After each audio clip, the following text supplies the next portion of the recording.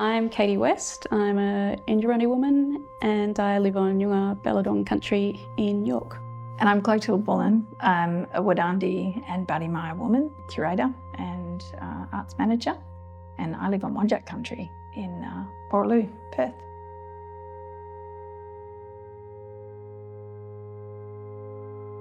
In my practice, I work with textiles, found objects, installation, sound and video, and sometimes photography, so lots of different things.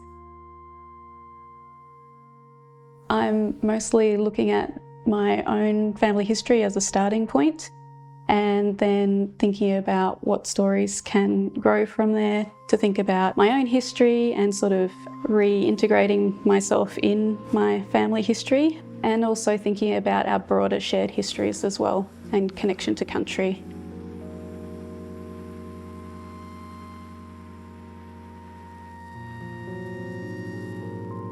I wanted to really work with Katie as a mentee, really because we have a previous sort of relationship and history, and also honestly because Katie has a very intuitive sort of practice that I really gravitate to personally. It's very exploratory, it's very gentle, but there's a real resilience and strength in there, and I think all of those things really made me sort of want to work with Katie more formally, I think, in this process.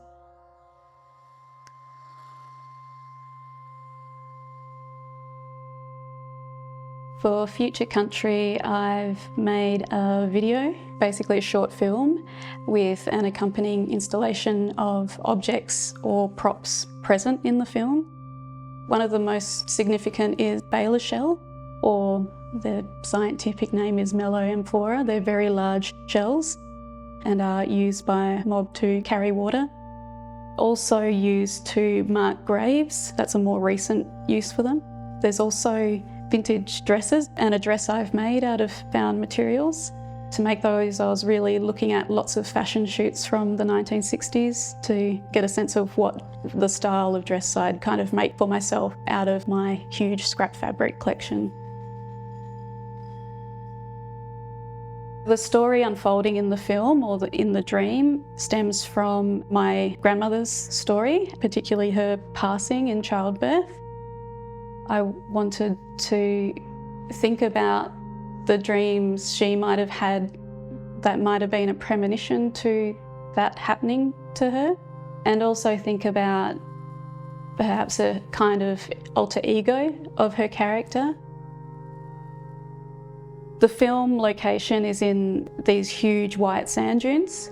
We wanted to use that location for its sparseness and its dreamscape, but also the grains of sand, the sand begins to sound like radio static, so we're kind of creating a shifting world in that way. We incorporated sounds of the baler shell as well. You know, I felt my role was more sort of going, have you thought about this? Or this is my perception from the outside. Really working together more closely at the start and the kind of conceptual ideas. It's been really great at that early point particularly, and really important ideas like with working with the objects, reminding me that they're talismans, what they carry when you think about objects in that way.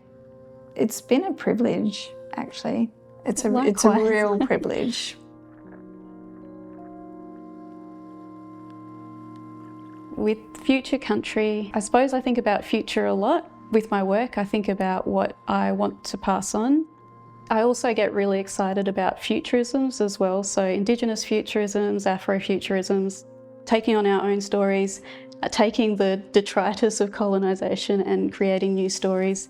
Because, you know, Aboriginal culture is very circular. It's not, we don't look at linear time and go, that's the past and this is the present, this is the future. It's circular. So when you're thinking about your grandmother, you're also at the same time thinking about how she would see her grandchildren and her great-grandchildren, what legacy she wanted to leave as well. I think all of those things through Katie's work really contribute to that idea about Future Country.